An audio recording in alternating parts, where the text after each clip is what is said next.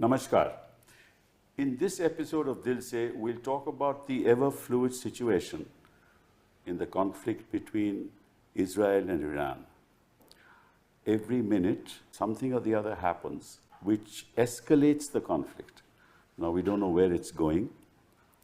And in the context of Iran, Iran has actually lost a lot of support in that part of the world. The Hezbollah has been crippled. Assad has gone. The Houthis are attacking ships of the Americans and others. Iraq, too, is no longer in a position to support big time to the regime in Iran. Iran's internal problems have increased. The inflation rate has gone up to about 30-40%. And yet, Iran is fighting back. The Israelis have actually targeted Iran in a big way. They've killed their scientists, they've killed their military personnel.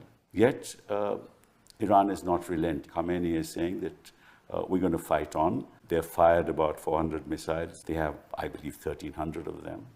So every minute the situation is evolving. And we're going to discuss what impact that has on the global economy, what impact that has on India, because a large part of our trade is dependent from the Hormuz. I got information that 3 ships have been burnt in the Hormuz. Maybe right, maybe wrong, because a lot of this is also disinformation. So we don't know what's true and what's not true. But if the oil prices go up to $120 or even $150, it's going to have a huge impact on India. Inflation will rise, our transportation costs will rise. We import 80% of our crude oil. It impacts our economy big time. It impacts our pharmaceutical industry. It impacts our chemical industry. It is going to reduce the rate of growth. It also impacts the global economy. So we're going to discuss all this with 3 exceptional guests that I have today, all former Foreign Service officers and who have actually very, very familiar in this part of the world. So first of all, let me introduce Shiv Shankar. Thank you very much, Shiv, for being here with me. You haven't come here before several times, but thanks once again. You're here because, you were the Foreign Secretary between 2006 and 2009, and you were National Security Advisor 2010 to 14. You were Ambassador to High Commissioner to Pakistan. You were Ambassador to China, to Sri Lanka. And of course, you've written a lot on foreign policy, so thank you for being here. Talmiz, 1974 batch, expert in West Asia, Kuwait, Iraq, Yemen, CG Jeddah, and ambassador to Saudi Arabia, Oman, UAE. So you're exceptionally familiar with this part of the world, apart from the fact that you were in New York and London also.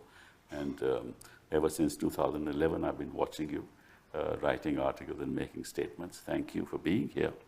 Vivek, thank you very much again for being here. You've been sort of familiar with Cairo, Abu Dhabi, Washington. You've been in Afghanistan, Iran, Pakistan. You write such fascinating articles. So thank you. But let me start with you, Shiv Shankar. What's going to happen in this part of the world? Well, if you assume that they're rational and logical and not suicidal, I think you can expect, at least this is not going to end tomorrow or day after, because they claim to do it for 3 reasons. Or they claim for 2 reasons, but there's probably a third.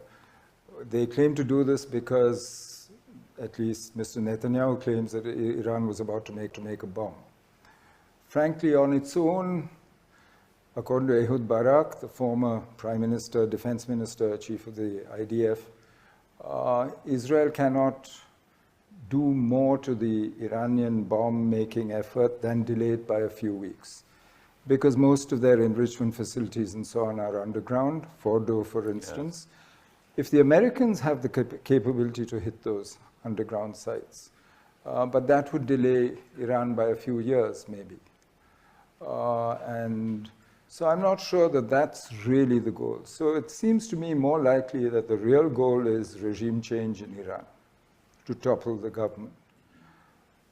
Is that likely? It's possible, but you never know what's going to come, even if they do achieve it. Right. There's no guarantee. You look at Iraq, and I think the results are totally unpredictable. They managed to topple the regime, And Iran is a different kettle of fish. It's 90 million people Yes. in a country the area of France and Germany put together. Yeah. I mean, this is not some small And a little great state. civilization at that.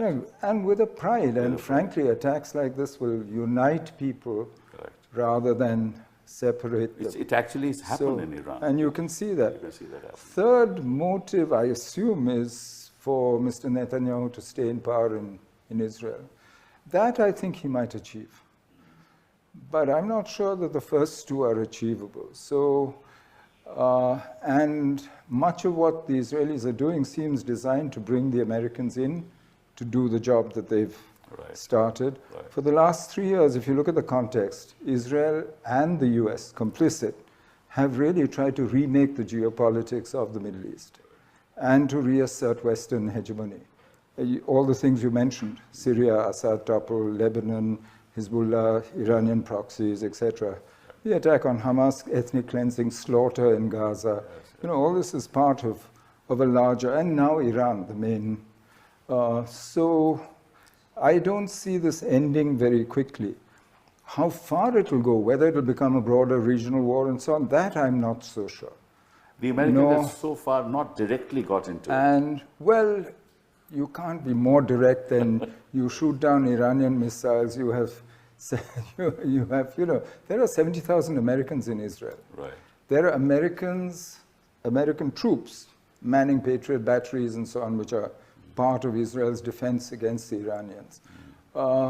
There's no way that the Israelis could have done what they do without going through airspace, refueling, various kinds, the intelligence, for instance. I mean, the Americans are part of this already. They might keep saying we're not part of it because they're not doing it so far. But the Israelis have, I think, managed to slowly get them more and more involved. And you heard Mr. Trump issuing ultimatums saying that threatening actually Yes, the that Supreme Leader, Mr. Khamenei. We can kill him. We can kill him. could kill him, but we haven't done it so far, and demanding unconditional That is surrender. shocking for a... And he said, we control the airspace over Tehran and Iran. And, you know, so I wouldn't draw a distinction there between, frankly, this is coordinated and organized. But tell me another thing. In this whole West Asia region, you know, the Sunni regimes would be quite happy to have Iran not sure how much leeway they have. nuclear weapons. I think Talmiz is the expert, but I don't think they have much room to maneuver. No, left. actually they have supported Iran in this. Well, Saudi verbally- Arabia has made some statements in support of Iran. Pakistan High Commissioner, he met Khamenei, then went to the Security Council and made a statement, very strong statement, against Israel. So, you know, I think that even they have now, at least they are trying to support Iran and trying to attack Israel. Is that right? I think the Gulf Arab countries would not be pleased with the destruction of Iran and its capabilities, because that would leave Israel as the regional hegemon, and it would be very oppressive for them. What this entire effort has done, that there was an implicit balance of power, which was accommodated by all the principal role players, and there were certain broad rules that you would not cross certain lines. That all conflicts used to be contained. I see. What Israel has done now is broken all those rules. For various reasons, we can speculate about them, personal to Prime Minister Netanyahu, who is being abused by his own citizens for the failures of 7th October. He has to recover. And there is a kind of extraordinary bloodlust, a violence as an end in itself, which serves no strategic purpose that anyone can see. Even his own allies can't see that. Now you see the starvation, for example, the violation of the ceasefire agreement, and the very strict, this thing about genocide, ethnic cleansing, talk about getting rid of the people, first of Gaza, then of the West Bank. We are reaching levels of extraordinary xenophobia, for which, again, there is no precedent. Now you were having dialogue on the nuclear issue, you had 5 rounds, and suddenly you say, I want unconditional surrender, or I will kill your supreme leader. You have a very intemperate and totally uncontrollable president in the United States, I suspect that Netanyahu has learned how to press his buttons. Netanyahu is, I would say, one of the cleverest politicians in West Asia. And he knows, he's a survivor, as you know. Yes. He knows how to manage and manipulate Donald Trump. He plays to his ego. He has brought him in very smoothly and made him central to this In entire fact, he enterprise. said it is now your war. And he made a speech to that. Absolutely. And he makes him feel good. Because here is the president who feels like Augustus Caesar. And he stands there, he has his parade on his birthday, he takes the salute, and he says, I want unconditional surrender, or else. Now, it makes him feel good. A business corporate leader does not have this charge that he has now as the President of the United States. It is an extraordinary high of power. And I think he is really enjoying himself in that. And yet the Europeans and the global community are not responding in any statesman-like way. See, when you say European, we either go to sleep or we get angry. They are a really pathetic bunch. Yeah. Each of them, separately and collectively, they have been totally emasculated by the Americans. For so long, they've had this cozy scenario of Americans taking care of their security. But even Japan. Japan, see, all of them have serious domestic issues. They have serious concerns of their own, up to now abdicated to the Americans. And suddenly you have this extraordinary phenomenon called Donald Trump, who says you pay for your own security. They don't have a security doctrine. They've always followed the Americans up to now. And then the EU is, of course, divided within itself. So, Iran is isolated. Iran doesn't have any support now within the community. You see, it's very difficult to say they have no support in the sense that no one is fighting on their side. Who's supporting Iran? There is no, I would say that... Russia and China are on the sidelines. Israel is isolated as well. No. Israel is isolated other than the Americans. As no one is fighting for somebody because the effort is to contain. We don't have a situation like 19th century Europe where you had alignments, where you had alliances, which is why it became a world war. Right. We don't have those kind of alliances. But we have United States, as Mr. Menon mentioned, we have United States fighting for its hegemony. And that is true. The Ukraine war and the Gulf war, this war, the Gaza war. The Israelis are doing the American job of taking care of this region, eliminating all forces of resistance and reimposing what you had in the early days of the Cold War. American hegemony all the way from the Mediterranean to Pakistan. From my standpoint, America is losing hegemony, China is gaining hegemony. This is my own We perception. can discuss that as we go along. We can discuss it, but Vivek, what do you think of this whole crisis? Please, let's have your comments. A couple of things are straight. Whether we like it or not, Donald Trump will be in power for 3.5 years and the world will have to deal with him. I don't see him going away. Okay. Second, no one, including the Russians and the Chinese, and certainly not the Europeans, and also I would venture to suggest all the Gulf Sunni states, wants a nuclear Iran. Yes. Whether that is feasible or not is a separate issue. But no one wants that. Even the Iranians should not have nuclear weapons, according to you. I think we also, India too, has always maintained that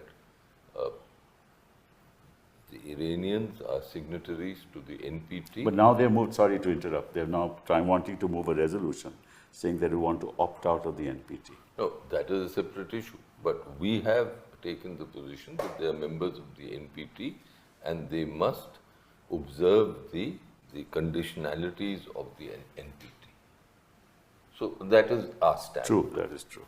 Now, third point I'll tell you is this, that as of today, I don't see an option for the Americans but to go in and proceed further than what the Israelis have done with regard to the Iranian nuclear facility. What does that mean in real terms? In real terms, it means that they will have to use their bombs and they've got these humongous bombs to bomb the facilities in Fudor, in Isfahan, in Natanz, and elsewhere, to try to cripple Iranian enrichment to the extent possible.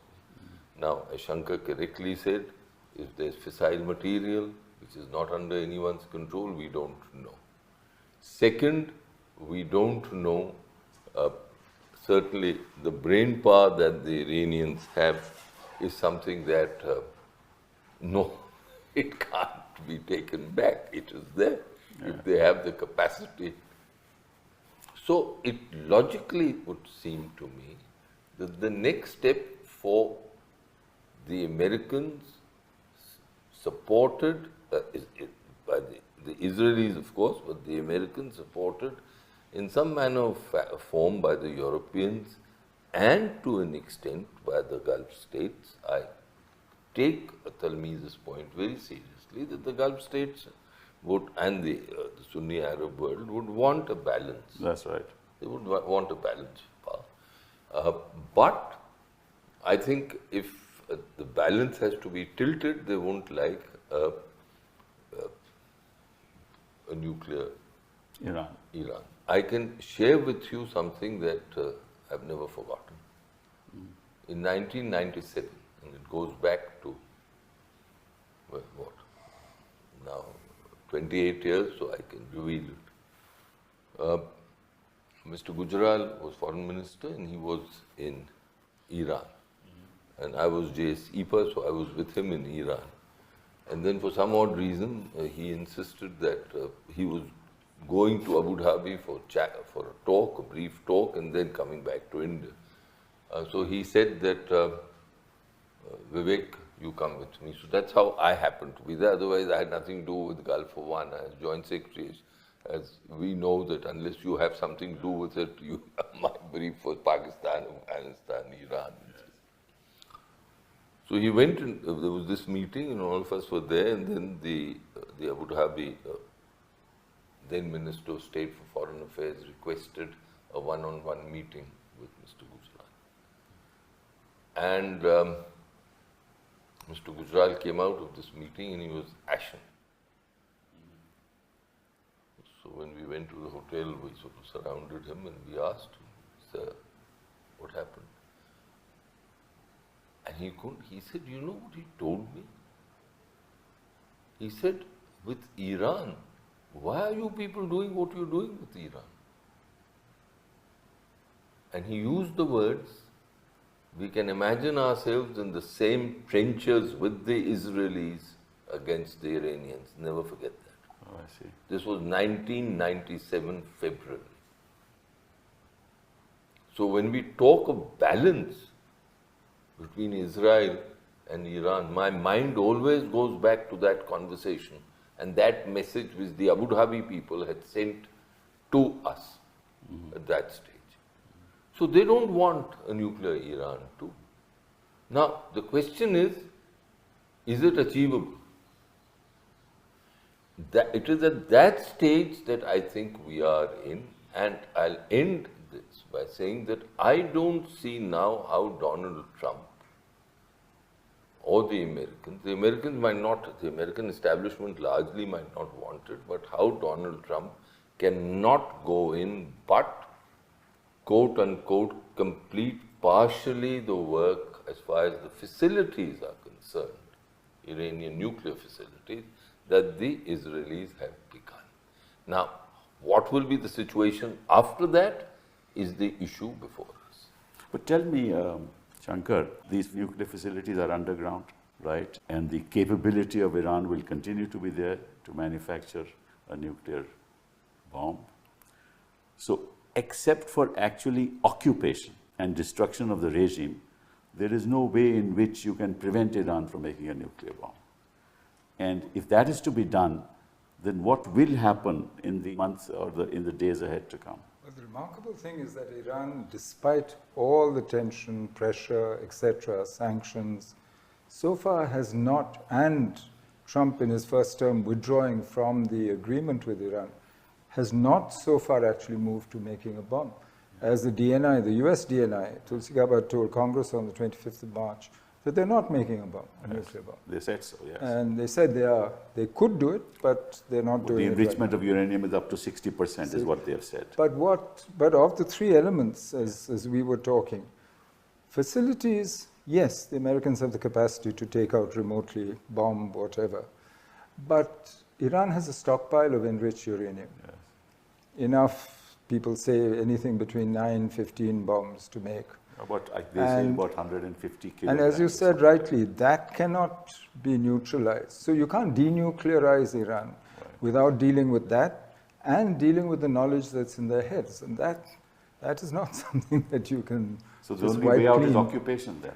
So this is the problem. I don't think either the Americans or the Israelis are equipped to do that, which is why he keeps saying, come to the table, surrender. He wants to bring them to some kind of agreement on his terms, but he shifted the goalposts because until 3 weeks before the attacks, the negotiations between the US and Iran were on the basis that they would enrich uranium but never get it beyond a certain level. 3 weeks before, they shifted to no enrichment, which frankly, for a self-respecting regime in Iran, makes it non-negotiable. But the Americans have agreed to and enrichment. now he says it's not just no bomb, which I think most of the world would agree, but it's no enrichment at all. And he wants that internationally supervised. I mean, they'd use the IAEA and safeguards and so on, and use other people to do it. No, but I thought So he had this agreed is- to enrichment up to 20%, then up to 60%. Yeah, but 3 weeks before, with guarantees. but and- they switched what they were doing. And they shifted the goalposts, basically, in the So negotiations. in this context, this lunch that President Trump had with Asim Munir, does that have significance So- in this context? Well, one can only speculate. I don't know what whether it was an attempt by Trump to try and again insert himself into India-Pakistan, or whether it was to use Pakistan in their strategy for the Middle East, for dealing with Iran. I have no idea. Or whether it was to introduce an element of doubt in Iranian minds about what Pakistan might do. But I assume that the Pakistanis are clever people. No, it must be a very important occasion for Trump to miss out on the G7 and come to Washington. Well, and I have don't this think lunch. he particularly likes the G7 either. You reduced it to the G6 in the process. That means what thoughts Could you I have on make it? 2 comments on what Vivek said? Personal observation. As the British were leaving South Asia and West Asia, they did something. They left behind states that were inherently incapable of looking after their own security.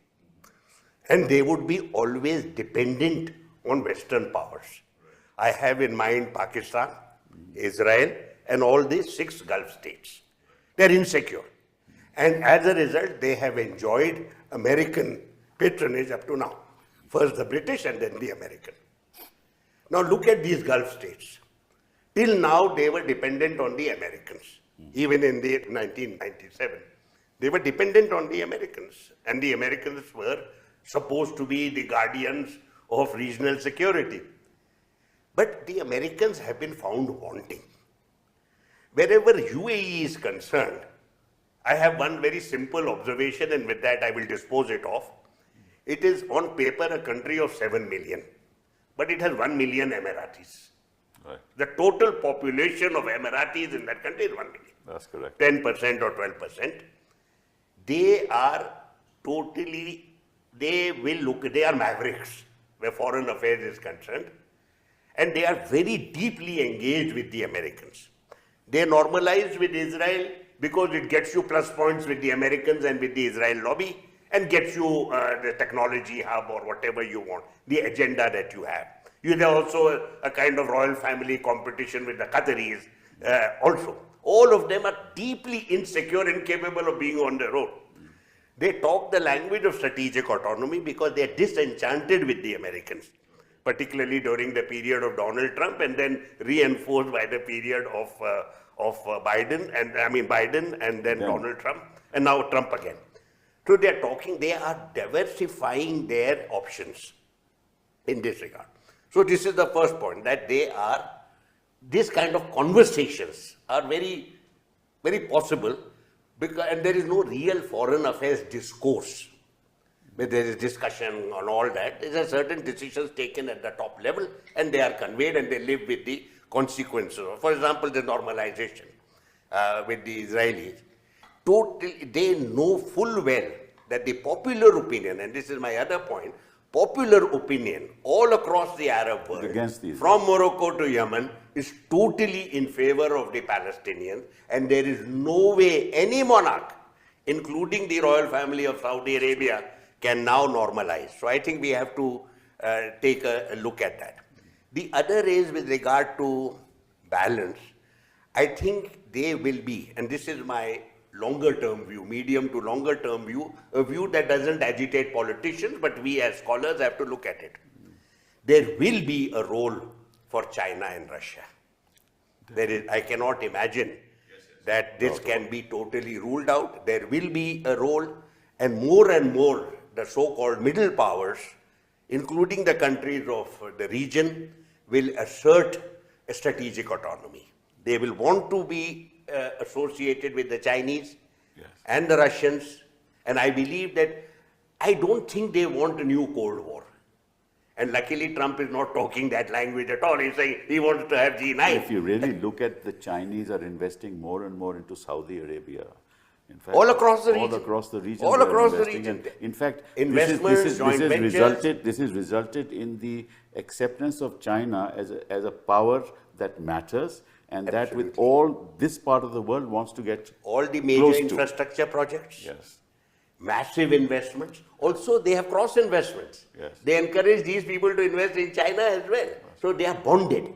You have the broad rubric of the Belt and Road Initiative, but under that you have very robust engagements and very diverse engagements. None of them they may not generate alarm bells, not robust military. They keep away from military because they don't want the Americans fooling around there. The Americans are already well represented. They focus on economics and diplomacy. And where you will see them succeeding over a period of time is building up their diplomatic engagements, becoming players who bring people together, what they call win-win, their mantra, win-win. I would also say that post this conflict, remember the Iran-Iraq war. The Iranians lost more than 500,000 people dead. Most of their cities were destroyed in the war of the cities. There was nobody with them, and they were totally isolated. Right. Even chemical weapons were used against them. They survived. That's right. And they are going to survive this time. I think they will look out for building up their capabilities at home. You see, what the Israelis and Americans have done is that they don't think beyond the immediate.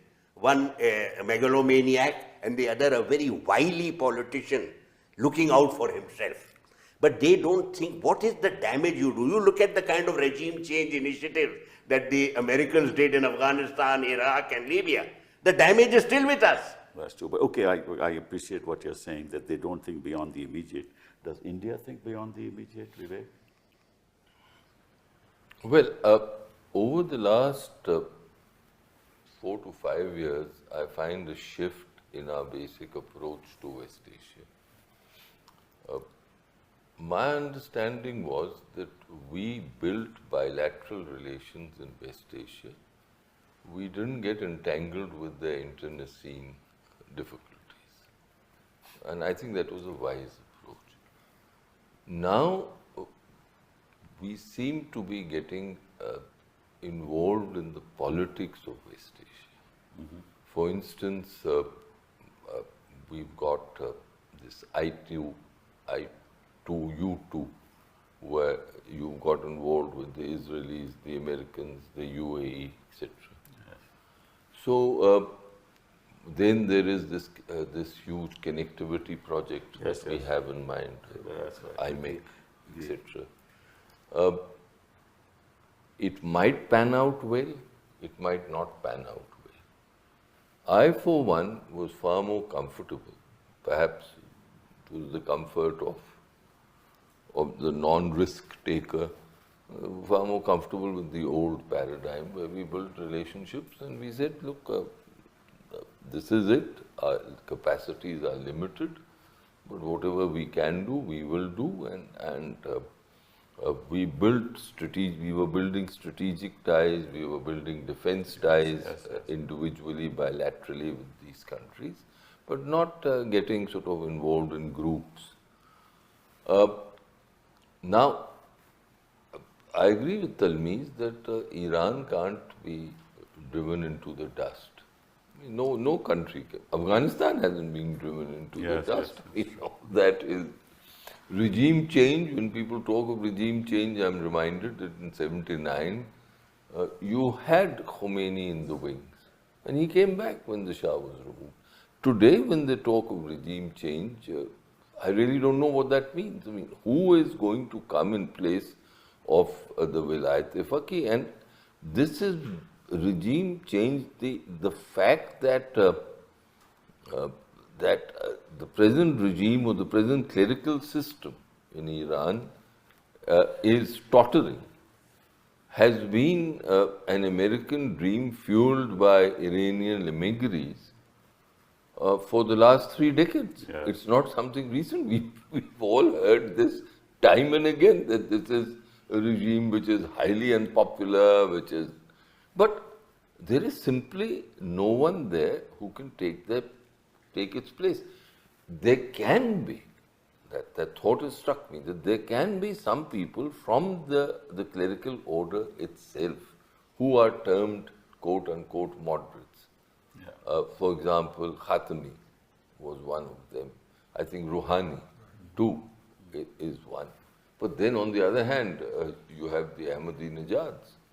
So it's not very clear on what is meant by regime change. This word is very loosely used. There are certainly no organized political forces in Iran that can step in and take over and take control over the coercive apparatus of state in Iran. So we are at a stage where I think, where the Americans, I may be wrong, but I think it's gone too far for the Americans not to come in and to start aerial bombing. But I just wanted to find out, what is India's position in all this? We seem to be stuck in the sense that we are close to Israel. We're exceptional. We got huge collaborations with Israel on several fronts. We're close to Iran. We have the Chabar port. We have the corridor that is to be built. Now, what's going to happen to all this? And if the Straits of Hormuz are blocked, what impact? So, diplomatically, what is our position in all this? Well, I'm amazed that we are mum on all the major issues of the day. Whether it's the Russian invasion of Ukraine, we abstain. Whether it's what the Israelis are doing in Gaza, UN resolutions calling for ceasefires, thrice we've abstained. We dare not call what Israel has done to Iran an attack even in our statements. I am amazed because we have a huge strategic interest in peace in this part of the world. We have 8 million people there in the Gulf and Saudi Arabia, living, working there. We depend on them for oil. Billions of dollars. I mean, 103 times the DFI into India in 2024 was the remittances. $125 billion we're talking about. If you look at what, yes, we have a huge strategic interest in Hormuz staying open. Almost a quarter of our import bill is oil and gas. Yes. And of that, about 40% comes, especially the LNG from Qatar, all comes through Hormuz. That's correct. So, and if the price goes up, I mean, think of what it does to the world economy. It'll drive world inflation around 6-7%. Think of what it'll do to us if oil prices go we should further. take a proactive position in all we this. should be out there pushing for peace. Yes. We have a strategic interest in peace in the region. We're mum. Frankly, this is a new development. There was a time, I mean, when I was ambassador to Israel, for instance, that didn't stop us from saying what we felt on the Palestinian issue, voting the way we wanted in. No, and we were getting close to Israel. But we were still doing all this with Israel. Israel, yes. We had a huge So defense why have we relationship. changed that position? There still are, today Israel is our second biggest source of defense imports. Right. Yes, but that's not going to change because of, I mean, it's in their interest as much as it's in yours. So I don't understand why we are mum, frankly, and why we are nervous of being ourselves. Exactly. I mean, I remember as a RD minister, I went to Israel. We have huge collaborations, but we always took the position that, look, you cannot tax like this and you cannot throw out the Palestinians. We support their demand for a homeland. No, Shankar, I think we have a chapeau now. And under that chapeau, we feel that once Prime Minister has articulated that, we don't have to say anything. That chapeau is, this is not the age of war, nor of terrorism. Now, what the belief is, I'm sure in MEA, and we all have been part of MEA, belief is that he said that. What more is there to be said? No, but you advise the Prime Minister, you always tell him that, look, You've just fought a yes, war what is all this? yourself. No, but he then said this is not the age of terrorism either. I agree with you that we should be a little more forthcoming in articulating our viewpoint. There's no quarrel with that. I was only trying to find a way of why we are what we are. No, ultimately, we lose respect. Like, one of the great things that India, why India is respected in the global community, is our ability to stand up, our moral fiber, our moral strength. That was part of our foreign policy for years and years. We just lost all that. And we're now nowhere. We're not, I'm sorry to say, despite what the Mandarins in South Block will say, but we're not respected in the manner in which we were everywhere in the world today. May I make a comment on Yes, this? please. India has changed. Because of the change that is palpable within our national order, many things have changed following that. When you speak of the respect that we had, because there were certain core principles that animated this nation, and those principles were respected. You know, they were a part of a very, very long legacy. It was pluralistic, it was accommodative, it was multicultural. We were also not aggressive, we were not arrogant. We were truly respected within, at that time, the non-aligned movement and now the global south. Because of changes at home. Now what has happened is, it has constrained you because you can no longer project yourself as multicultural, as pluralistic and accommodative. Yes. Others, for example, who took the case to the International Court of Justice? South Africa. Did we say a word? No, we didn't, yes. The entire case. And the International Court of Justice, about which at that time I was skeptical, look at the way they came forward. Continuously have come forward. International Criminal Court, continuously. That means those were our principles. But we are not there anymore. And that is the key. I have sensed, as an outsider, I don't meet too many people, I don't get around that much, but I spend my time in anguished reflection, and that is this, that we've lost our way. We've lost our way as a country, and we've lost our way in terms of our foreign policy. Becoming transactional, you think, just as the Americans. Well, transactional is part of relationships, but transactional is meaningless unless there are values. Values is the core. That gives you strength, that gives you direction, it gives you content, it gives you self-confidence. Without all that, you are astray. Sometimes you are here, sometimes you are there, you are upset with the Turks, go to Cyprus, you are upset, go to Greece. This is not foreign affairs, this is not foreign policy. Where is the strategy? Where is the thinking that goes behind all these actions? That's why no one takes you seriously.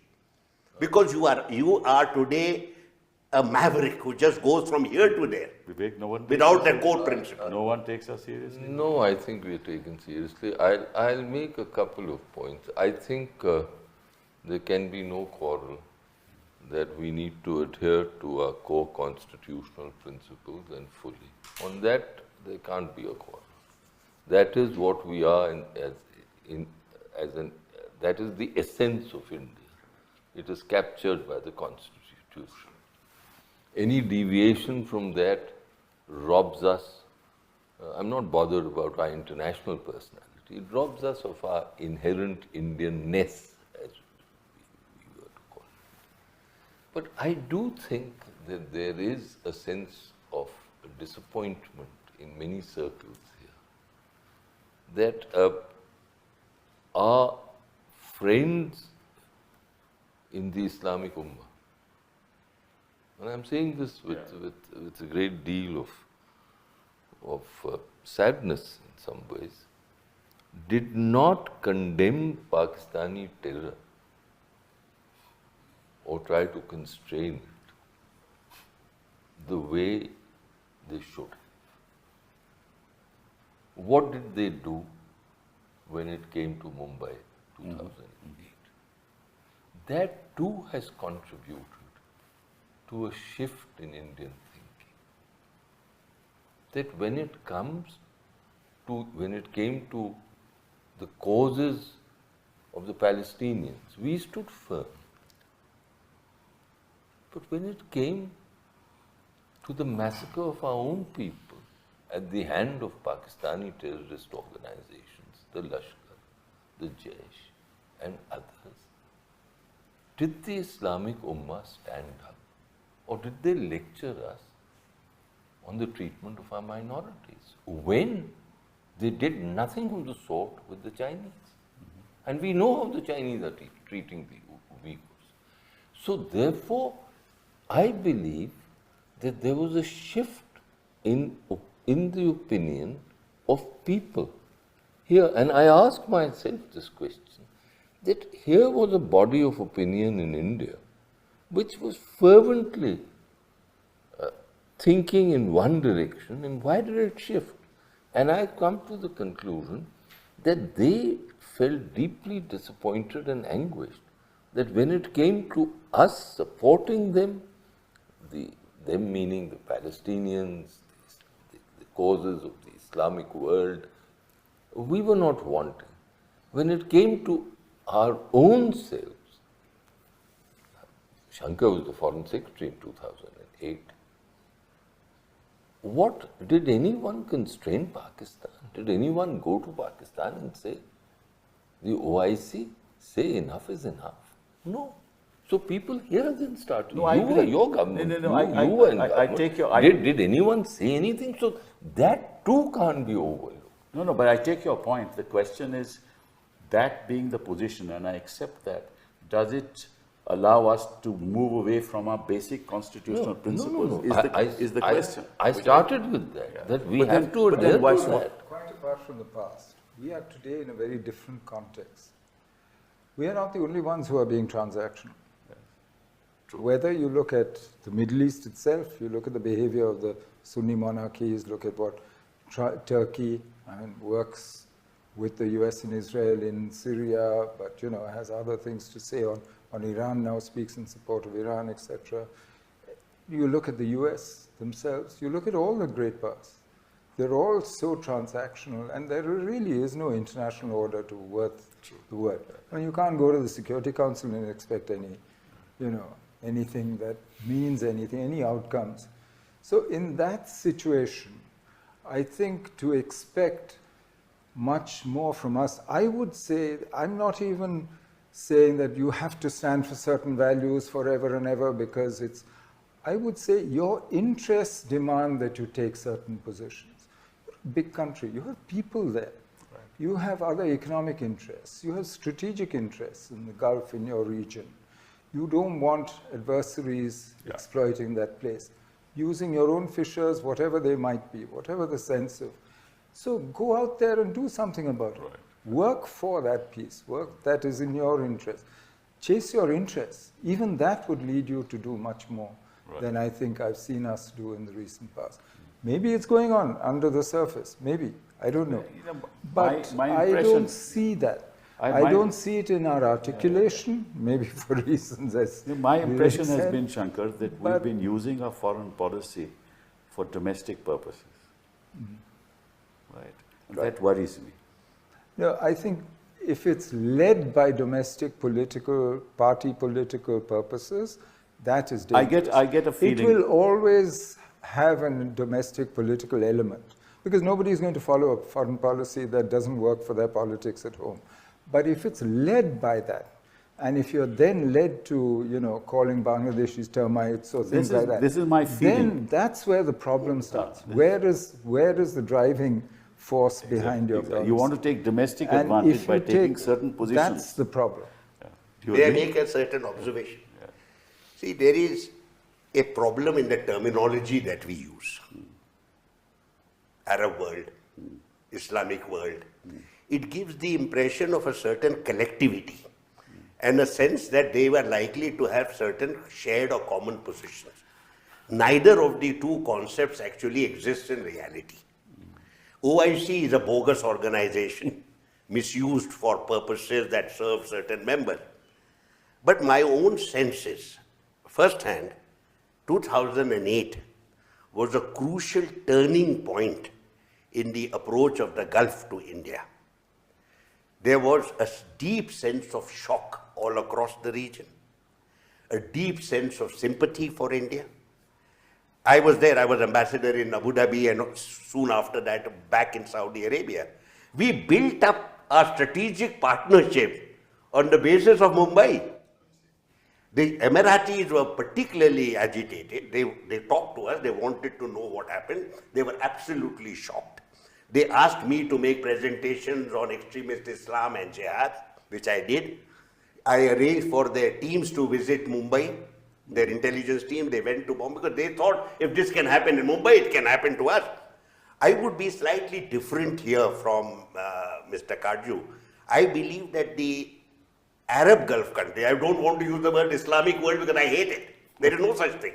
But the Arab Gulf countries were extremely sympathetic to India. For them, it was a personal tragedy. Many of them knew the Taj Hotel. Some of them were actually at the Taj Hotel. Some of them had grown up there. So I would say that we should look at it differently. I was able to push, and Mr. Menon was the National Security Advisor, he will confirm, that the Saudis were anxious to build a strategic partnership founded on counter-terrorism as the base because of Mumbai. I see. And they came to us, and we have built up on that. Right. And we have done extremely well since then. With regard to our approach, I said values, I agree with that, and that is, to my mind, core values of a nation, which are personal to the nation, which have changed. There is no doubt about it. With regard to our larger interests, can anyone deny that we have crucial, long-standing, abiding interests in the stability of the Gulf?